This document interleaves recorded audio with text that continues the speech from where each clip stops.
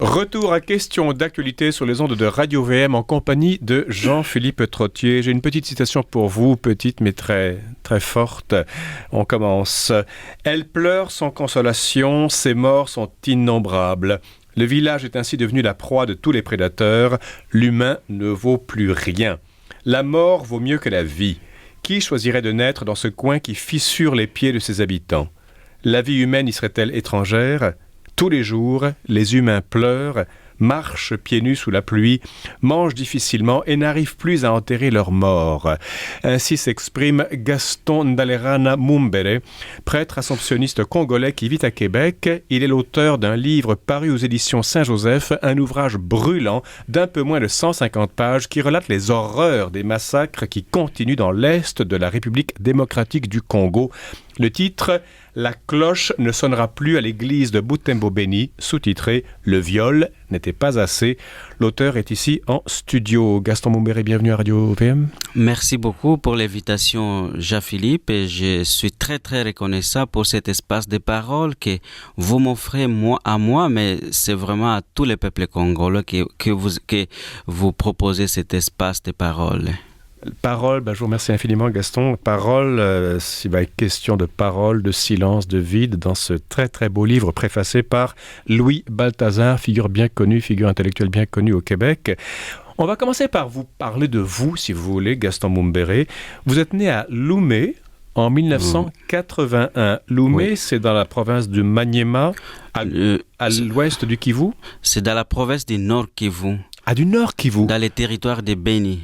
Ah, d'accord, parce qu'il y a un autre Lomé quelque part d'autre au Congo. J'avais fait une recherche, je me dis, tiens, bon, il est né ailleurs. Donc, vous êtes né dans le Nord Kivu. Oui, précisément dans les territoires de Beni. Ça, c'est au Congo, donc c'est l'extrême est. À la frontière avec l'Ouganda. Avec l'Ouganda. Oui. Si on va un peu vers le sud, il y a le sud Kivu, et à l'est, il y a le Rwanda, ou le Burundi et le Rwanda. Oui, à l'est du Congo, il y a le Rwanda, le Burundi, l'Ouganda, la Tanzanie. Voilà, ça sont les pays de l'est, les pays des Grands Lacs, comme ça qu'on les appelle. Le pays des Grands Lacs. Oui, le Burundi aussi. Vous êtes bachelier, donc en philosophie, vous avez votre diplôme en 2007. De philo, oui. De philosophie religieuse. Philosophie générale. Et la philosophie classique à l'Institut supérieur Emmanuel Dalzon qui est à Butembo, au Congo. Et Emmanuel Dalzon, c'est le fondateur des Assomptionnistes. Et oui. Vous êtes assomptionniste. Je suis assomptionniste et puis on a dédié cet institut au fondateur. Ensuite, vous êtes rendu, je saute quelques années, Gaston Mumbere, vous êtes rendu à l'Université Laval, donc à Québec, pour faire une maîtrise en théologie que vous avez déjà obtenue? Oui, j'ai commencé avec un bac en théologie à l'Université Laval, puis j'ai poursuivi à la maîtrise que j'ai achevée à juin 2014. Et vous êtes prêtre depuis 2015? Depuis 2015, depuis le 11 juillet. J'ai été ordonné au Montmartre par le cardinal Gérald Cyprien. Gaston Mumbere, je rappelle que vous êtes l'auteur de ce livre fort poignant, « La cloche ne sonnera plus à l'église de Butembo-Beni », sous-titré « Le viol n'était pas assez », paru aux éditions Saint-Joseph, à peu près 150 pages. Ce sont des lettres, on y vient dans quelques minutes. La République démocratique du Congo, ancien Zaïre, ancien Congo-Kinshasa, ancien Congo belge, ancien, n'est-ce pas? Et parlez-nous un peu de ce pays de façon géographique. Il y a combien d'habitants? On parle de plus de 70 millions d'habitants. Donc, c'est un pays où on dit plus de 70 millions d'habitants parce qu'il y a quelque chose qui ne marche pas. Les ressassements ne sont pas toujours au point. Donc, on dit plus de 70 millions d'habitants. D'accord. C'est un pays qui est en Afrique centrale et un pays qui partage 9 frontières qu'il faut gérer. Un pays qui est très, très riche en minerais, mais très pauvre parce que, je crois, la population vit $25 par jour. Oui. Donc, c'est ça, c'est ce pays qui était très riche à l'époque coloniale, mais qui est devenu très, très pauvre. Voilà. Époque coloniale qui a fini en 1960. 1960, l'indépendance, nous l'avons eu le 30 juin 1960. On connaît du Congo, surtout Mobutu Sese Seko, qui a régné pendant 32 ans. De 65 à 97. Oui. D'accord. On parle d'un pays également qui fait 2 345 409 km². Voilà. Le Québec, c'est à peu près 1,660 000 km², donc c'est plus grand que le Québec. Oui. C'est le Québec plus la France, en un sens, côté superficie. Ben, on dit souvent que les Rwanda plus la Belgique ensemble, ça rentre dans le Congo 80 fois. Oh mon Dieu! On parle combien de langues au Congo? Au Congo, on parle plus de 400 langues. Mais on a réduit à 4 langues nationales. Les Swahili, les Chiluba, les Kikongo, les Lingala. Et à part ça, il y a le français qui est la langue officielle et l'anglais qui est comme une langue étrangère. D'accord. Et un état, je pense, assez faible, des mines, un sous-sol richissime, Oui. Une forêt également richissime. C'est... Oui. La recette, une des recettes de vos malheurs. C'est ça. Il y a un géologue belge qui avait dit le Congo, c'est un scandale géologique. Pourquoi? Parce qu'on y trouve beaucoup de minéraux. Mm-hmm. On a mal à tout piller au même moment. Donc, c'est ça qui fait une des grandes causes de la guerre. C'est ça, ces minéraux. Et aujourd'hui, on parle souvent du coltan. Le coltan, ce qui va dans les téléphones intelligents, là? Qui est dans les téléphones intelligents, dans les appareils de jeux vidéo, dans les cartes à puce, tout ça, ils ont besoin de ces minéraux qui est vraiment indispensable pour le fonctionnement de ces appareils dits intelligents. Dits intelligents, évidemment, Gaston Mumbere. 1994, excusez-moi, guerre civile au Rwanda, Oui. 800 000 morts, surtout des Tutsis, je pense. Ça a été le début de vos gros ennuis, je pense. Oui, c'est une deuxième cause. À part la cause des minéraux, je dirais qu'il y a aussi cette gestion des réfugiés Hutus qui ont fui le génocide et qui se sont réfugiés chez nous, au nord Kivu principalement, puis au sud Kivu, puis je peux dire dans l'est. Oui. Alors ça fait... Cette gestion de ces réfugiés, c'est aussi une de nos souffrances. C'est comment gérer ces réfugiés. Et ces réfugiés sont devenus, je l'avoue, des outils ou des instruments de la guerre. Ces réfugiés sont comme utilisés comme un précepte ou des prétextes plutôt, comme des prétextes parce qu'on voudrait balkaniser le Congo. C'est-à-dire le couper en petits morceaux. Pour donner peut-être ces petits morceaux aux réfugiés Hutus. Mais au fond, c'est pas ça le but. Le but, c'est quoi? Le but, ils sont des outils pour piller. D'accord. Parce que la présence rwandaise sur le sol congolais, il faut justifier cette présence en disant nous venons poursuivre la menace Hutu qui est chez vous, dans la forêt. Après le Rwanda en 1994, vous nous avez parlé des suites, mais il y a eu 2 guerres congolaises. La première pour chasser Mobutu, j'imagine. Donc en 96-97, et Laurent Désiré Kabila arrive au pouvoir. Ouais. Une deuxième guerre s'ensuit de 1998 à 2003 qui implique 9 pays africains, 30 groupes armés et des tas de morts évidemment. Beaucoup. On est en 2016 maintenant, Gaston Mumbere. Il y a eu des accords de paix très fragiles en 2003, je pense. Oui. Mais rien n'est réglé dans l'est du Congo. C'est très, très fragile. Et aujourd'hui, je dirais que le pays est au bord de la descente en affaires. Tout le pays ou juste l'est? Et je dirais plus l'Est, mais aussi tous les pays, parce qu'à Kinshasa, il y a eu des manifestations, parce que le peuple réclame l'alternance du pouvoir. Et manifestement, le pouvoir qui est à place aujourd'hui, ils ont comme cet intérêt, cette volonté de se maintenir au pouvoir au-delà de leur mandat. Donc, à Kinshasa comme à l'Est, je crois que c'est fragile. C'est une des raisons donc de votre livre, Gaston Ndalerana Mumbere.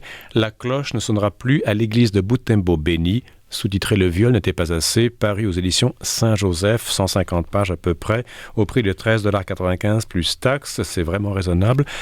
Vous avez choisi la forme épistolaire. Vous écrivez: Oui. À votre grand-mère. Pourquoi vous écrivez? Mais moi, les lettres sont très importantes parce que c'est les lieux où les destinataires et l'expéditeur peuvent se rencontrer paisiblement. Oui. Le problème de chez nous, c'est la guerre. Je ne voudrais pas faire un livre qui provoque une autre guerre. Donc, j'écris des lettres où, à une personne particulière, à ma tante, le nom qui est dans le livre n'est pas les siens, mais c'est un nom que j'ai inventé parce qu'il faut la couvrir aussi. Alors, j'écris à une personne particulière, je suis sûr qu'elle va lire ma lettre. Alors, je lui envoie une lettre. C'est comme un troisième pôle, un pôle de paix, un pôle de salut. Vous écrivez des lettres à votre tante qui s'appelle Assumpta. Oui. Vous êtes assomptionniste, puis elle est née dans des conditions difficiles qui font qu'elle a été élevée par plusieurs sages-femmes, je pense. Donc, c'est comme une assomption, Assumpta, etc. Mais ça, vous faites ça à l'initiative, au conseil de votre grand-mère Mathilda. Oui, je l'ai fait au conseil de ma grand-mère Mathilda. Je vais souligner entre-temps que Mathilda n'est pas son vrai nom. Effectivement. Voilà. Alors, Assumpta, c'est l'assomption. C'est comme, pour moi, une façon de dire nous avons besoin d'aide. Comme Assomption. Marie a été élevée au ciel. Elle ne s'est pas élevée elle-même.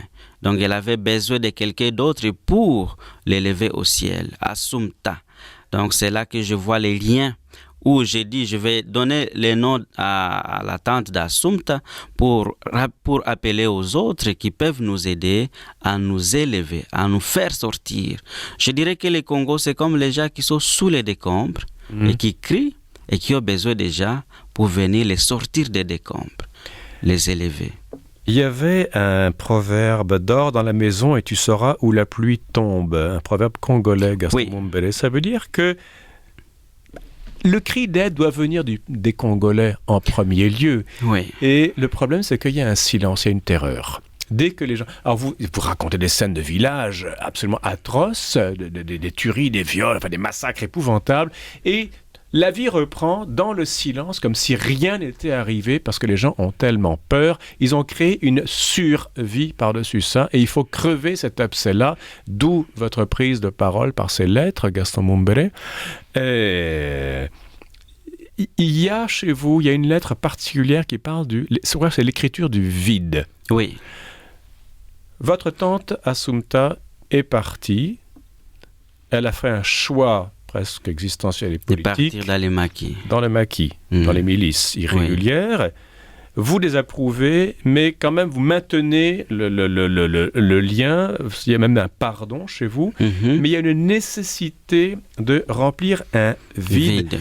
Permettez-moi de lire Anne Fortin, que vous citez en page 5 de votre livre. Elle a écrit un livre qui s'appelle « L'annonce de la bonne nouvelle aux pauvres », page 11. « Que dire ?» dit-elle. « Dans la culture actuelle, il y a beaucoup de mots, mais lorsque vient le moment de parler, que dire et de quel lieu le dire ?» Ça, c'est votre gros problème. Oui, c'est ça, le silence. Mais je vais revenir à la question du vide.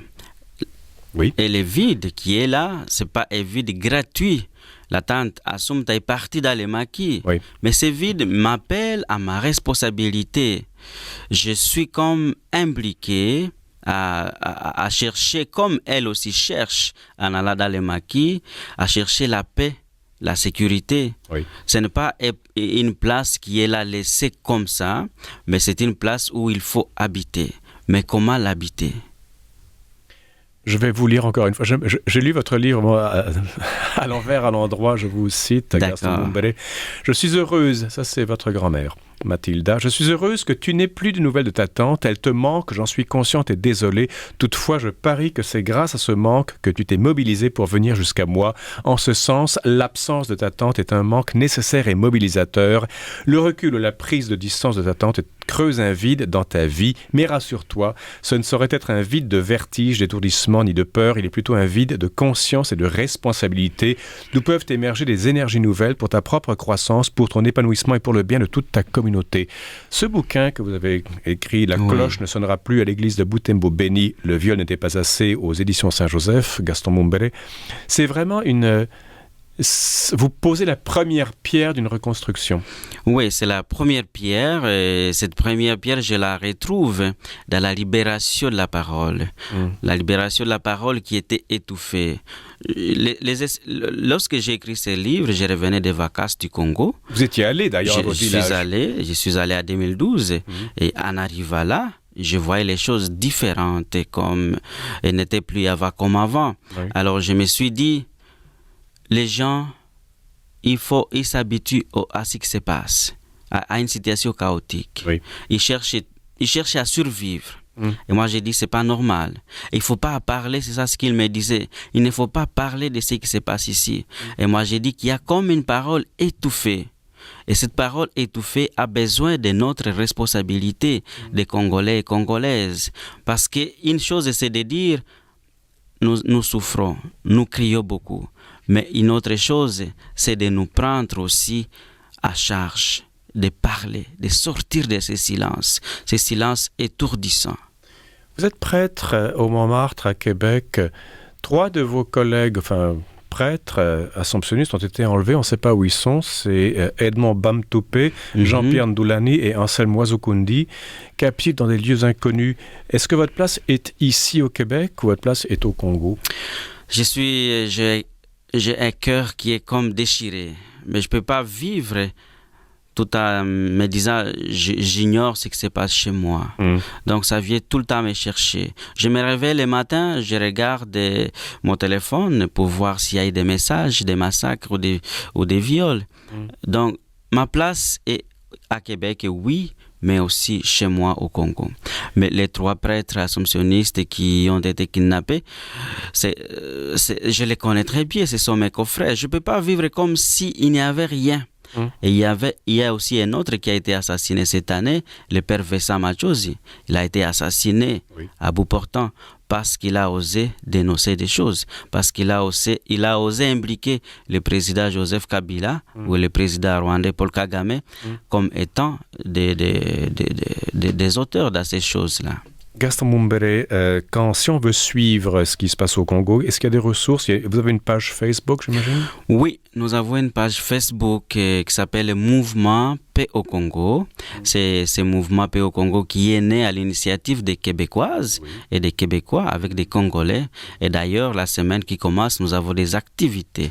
Il y a aussi le film de Denis Mukwege que je conseille aux gens de regarder. C'est le docteur qui répare les femmes? Oui, l'homme qui répare les femmes. Un dernier mot, vos souhaits pour le Congo, Gaston Mumbere. Je souhaite que ceux qui ont la parole libérée, c'est-à-dire les gens qui vivent soit au Québec ou dans des pays libres, qu'ils aident les Congolais à devenir des acteurs. De quelle façon? C'est-à-dire de ne pas, pour que ces gens parlent, non pas comme des victimes, mais comme des acteurs. Parce qu'on les a longtemps victimisés.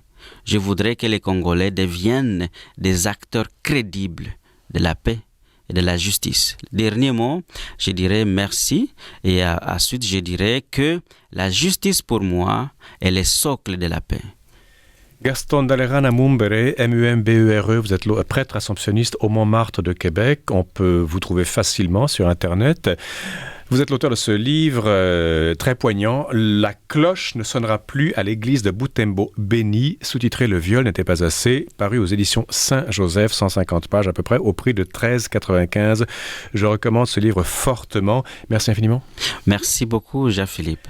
Et voilà, c'est la fin de l'émission. À la régie, Daniel Fortin, ici Jean-Philippe Trottier. Je vous remercie de votre fidélité et vous invite entre-temps à rester à l'antenne de Radio VM.